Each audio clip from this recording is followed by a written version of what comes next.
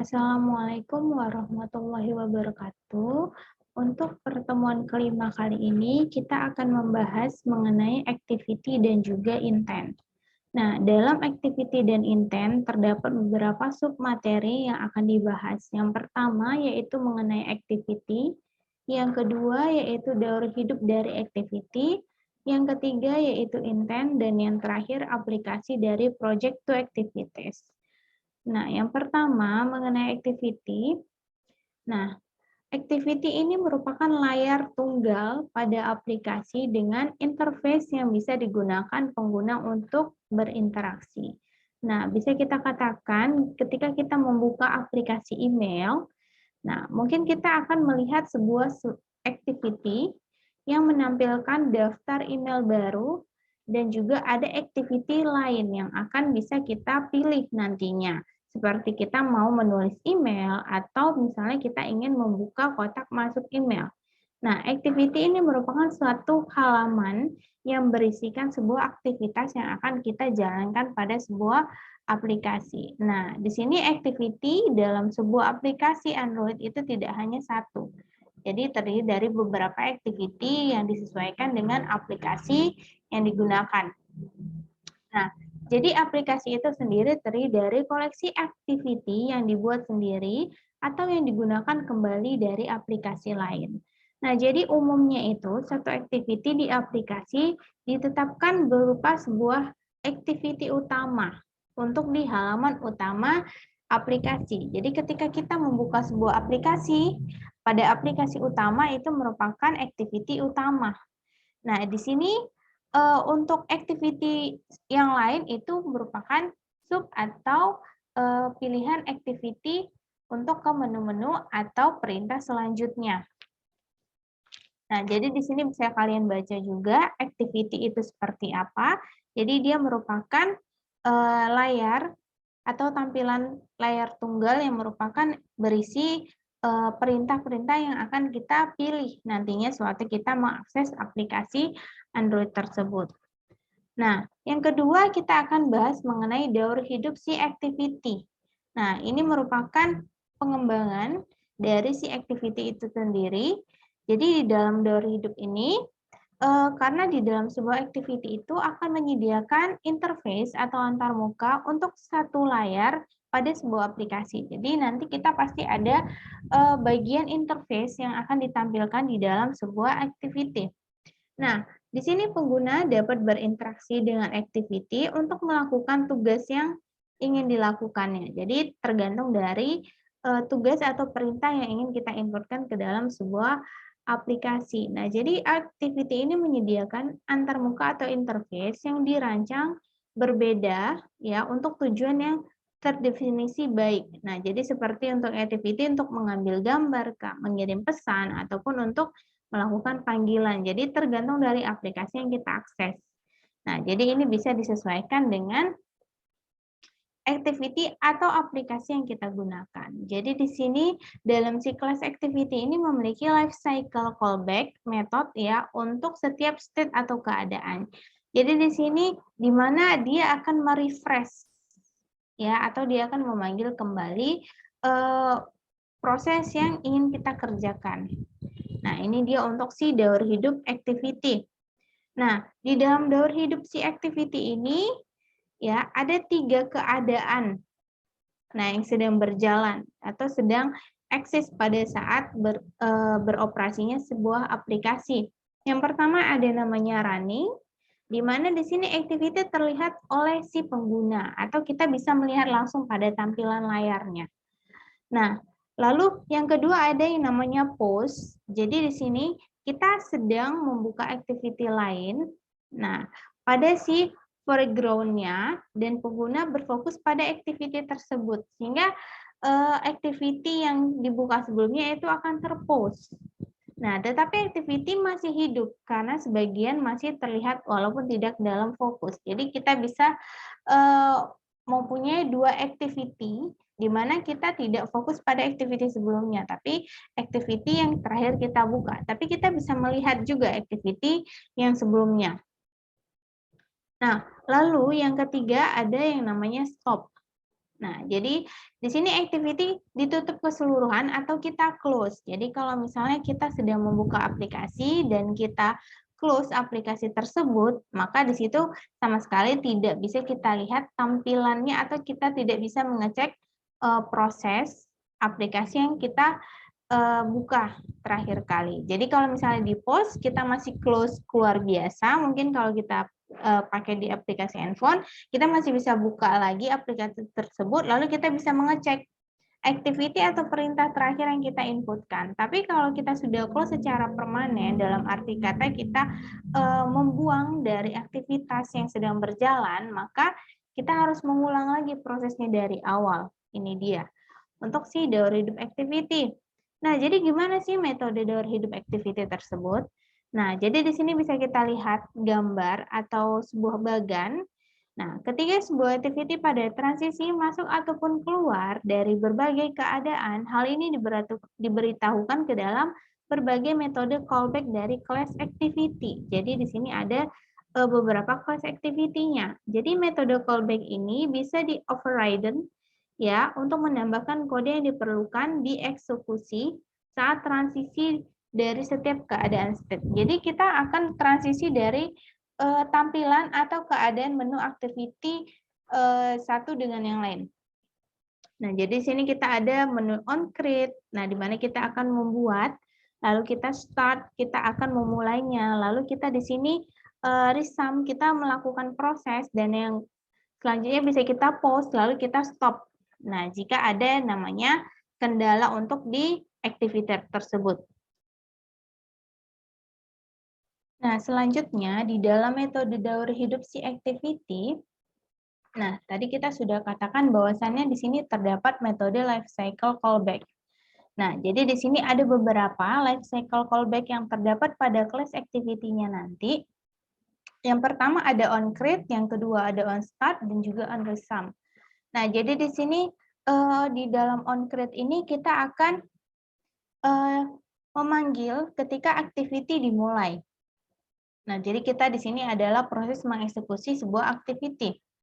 Nah, kalau on start, nah ini metode atau proses selanjutnya, di mana di sini dipanggil sebelum activity ditampilkan kepada pengguna atau ke user. Nah, selanjutnya on resum, ini dipanggil ketika activity mulai berinteraksi dengan pengguna. Jadi ketika kita sudah melakukan interaksi, atau memberi inputan perintah ke dalam activity, maka di sini on resum ini akan bekerja untuk di dalam si metode life cycle callback-nya. Nah, lalu di sini ada yang namanya on pause, on stop, dan on destroy. Nah, jadi tadi kita sudah lihat di bagan, ya proses-proses dalam si metode life cycle callback-nya ini pada on pause. Nah, di sini metode dipanggil ketika sistem akan melanjutkan activity sebelumnya. Nah, karena kita sudah beralih activity atau kita mempause activity-nya, nah jadi ada dua pilihan, maka kita bisa beralih ke activity sebelumnya atau sesudahnya. Nah, jadi di sini diikuti oleh on resum, jika activity ingin dikembalikan ke foreground, atau on stop-nya, activity menjadi tidak terlihat oleh pengguna. Jadi kalau di post ini masih bisa kita lihat, kalau kita sudah stop ini tidak bisa sama sekali kita lihat atau sudah berhenti proses activity-nya. Nah, jadi kalau di on stop, metode ini dipanggil ketika activity tidak muncul lagi kepada pengguna. Jadi di dalam interface-nya itu udah nggak ada lagi. Ya sudah terclose, jadi tidak ada proses yang berjalan pada sebuah aplikasi. On destroy, di mana di sini metode akhir ya yang dipanggil ketika activity akan di-destroy. Nah, jadi di sini bisa terjadi karena activity ini finish atau selesai atau metode finish dinamakan. Karena sistem mendestroy dari memori untuk menghemat tempat. Jadi kita menghapus atau menyingkirkan, memusnahkan ya seperti menghapus tapi tidak menghapus. Jadi kita untuk memberikan space dalam memori penyimpanan. Karena kalau misalnya masih ada di dalam proses, maka di sini akan memakan memori penyimpanan. Nah, ini yang sering terjadi pada aplikasi smartphone ataupun laptop, tablet. Nah, kita tidak secara total untuk meng-close atau mendestroy si aplikasi, sehingga walaupun kita sudah close secara tampilan, tapi sebenarnya aplikasi tersebut masih berjalan. Maka di sini sering terdapat kendala seperti memorinya jadinya penuh, ataupun proses yang berjalan pada aplikasi lain itu jadinya lambat. Nah, jadi mohon diperhatikan setiap kita menggunakan sebuah aplikasi ataupun sedang menjalankan sebuah activity aplikasi, kita lihat apakah activity itu sudah kita stop atau hanya kita pause sementara atau kita sudah full untuk destroy si activity tersebut. Nah, lalu di sini kita akan bahas mengenai intent. Nah, intent ini merupakan bagian dari si activity. Jadi, semua activity Android dimulai atau diaktifkan dengan intent. Jadi, intentnya sangat memiliki peran yang erat gitu ya dengan si activity. Nah, intent adalah objek pesan yang membuat permintaan akan digunakan oleh waktu proses Android untuk memulai activity atau komponen aplikasi lain di aplikasi atau di beberapa aplikasi lain. Nah, jadi si activity itu nggak bisa kerja sendirian, dia harus bersamaan dengan si intent agar bisa berjalan untuk melakukan sebuah aktivitas. Nah, jadi bila aplikasi pertama kali dimulai, waktu kita membuka aplikasi di layar atau di interface-nya, waktu proses Android akan mengirimkan intent ke aplikasi untuk memulai aktiviti utama aplikasi. Jadi si intent ini memberikan instruksi atau dia ngasih kabar gitu. Nah, ini udah dibuka aplikasinya, tolong munculkan aktiviti utama atau halaman utama di dalam si aplikasi tersebut. Nah, jadi di sini kalau kita definisikan ini aksi main dan kategori launcher di manifest Android. Jadi intent ini akan memberikan informasi kepada si aplikasi untuk membuka si activity utama itu tadi. Jadi tanpa adanya intent, activity tidak bisa bekerja sendirian. Nah, di sini intent ini ada beberapa tipe. Jadi ada dua tipe dalam intent. Yang pertama ada intent eksplisit dan yang kedua implisit. Nah, eksplisit ini seperti apa? Jadi menetapkan activity penerima atau komponen lain melalui nama kelas yang benar-benar memenuhi syarat. Jadi dia sudah mempunyai kategori syarat untuk activity yang memenuhi. Nah, jadi di sini gunakan intent eksplisit untuk memulai komponen di aplikasi milik sendiri. Jadi kita misalnya mau beralih atau berpindah ya dari layar interface. Nah, yang kedua kalau intent implicit ini seperti apa? Jadi kita tidak menetapkan activity tertentu atau komponen lain untuk menerima intent. Jadi kita tidak memberikan instruksi bahwasannya intent ini harus membuka activity yang mana. Nah, jadi tidak mesti activity utama. Nah, jadi bisa kita bebas, random sih. Intent ini akan memberikan perintah untuk membuka activity. Nah, jadi sebagai gantinya mendeklarasikan aksi umum yang dilakukan di intent tersebut. Jadi sistem Android mencocokkan permintaan dengan activity atau komponen lain yang bisa menangani aksi permintaan. Jadi si intent ini kalau eksplisit kita langsung tentuin intent harus panggil satu activity. Activity misalnya main activity atau activity proses selanjutnya. Tapi kalau implisit, si intent ini akan mengirimkan informasi ke aplikasi untuk membuka activity yang berkaitan dengan proses yang mau dikerjakan. Jadi bisa random. Dia pilih sendiri yang mana yang cocok sama perintah ini, kalian tampilkan ke user interface-nya atau ke interface-nya. Nah, kalau eksplisit kita langsung menunjuk salah satu activity-nya atau main activity yang akan ditampilkan. Ini dia bedanya dari intent eksplisit dan juga intent implisit. Nah, lalu di sini kita bisa melihat ada beberapa proses dari si intent dan si activity. Jadi di sini kita ada punya activity A, ada activity B, dan juga di sini ada yang namanya Android system di tengah-tengahnya. Jadi di sini ada bagian start activity, ada juga on create activity-nya, ya. Nah, di sini cara intent implicit bisa disampaikan melalui sistem. Nah, untuk memulai aktivitas lain, di mana di sini yang pertama kita bisa lihat Aktivitas si A membuat sebuah intent dengan keterangan tindakan dan meneruskannya ke start activity. Jadi dia sudah memberikan perintah langsung. Nah, yang kedua, sistem Android akan menelusuri semua aplikasi untuk filter intent yang cocok dengan intent tersebut jika ada yang cocok. Jadi di sini si Android system akan mencari yang mana yang cocok. Nah, yang ketiga, sistem akan memulai aktivitas mencocokkan aktivitas ke si B. Jadi ketika sudah dicari sama Android system, ketemulah si activity B ini tadi dengan memanggil metode onCreate dan meneruskannya ke intent. Nah, itu dia tadi untuk si implicit. Jadi kita akan memberikan sebuah instruksi, maka nanti sistem Android-nya ini akan mencari yang mana cocok untuk perintah tersebut. Nah, ketika sudah ketemu, dia akan memanggil untuk diteruskan nanti di interface penggunanya atau user interface-nya. Nah, jadi jika menggunakan intent implisit, ya sistem Android akan menemukan komponen yang sesuai untuk memulai dengan membandingkan konten intent dengan filter intent yang dideklarasikan dalam file manifest aplikasi lain di perangkat. Jadi nanti dia akan mencari sendiri, memfilter yang mana yang cocok. Jadi filter intent ini merupakan ekspresi dalam file manifest aplikasi yang menetapkan tipe intent yang akan diterima komponen. Jadi nanti dia akan menyaring yang mana akan diterima komponen activity-nya, yang sesuai yang mana. Jadi dia akan memilih. Jadi nggak secara random tanpa sesuai ketentuan, dia punya ketentuan, tapi dia pilih yang paling sesuai. Sehingga kadang kita memiliki perintah yang sedikit kompleks, sehingga nanti si Android system ini bisa lebih spesifik pada sebuah perintah.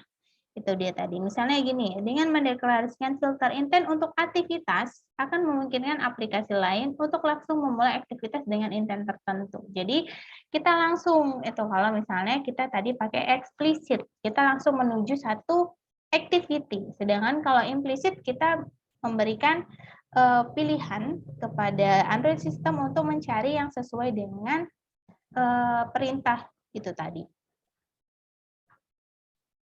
Nah, lalu di sini selanjutnya yang terakhir ada aplikasi Project to Activities. Nah, di dalam aplikasi project ini, di sini nanti akan dilakukan proses di mana kita akan beralih dari activity utama ke activity lainnya.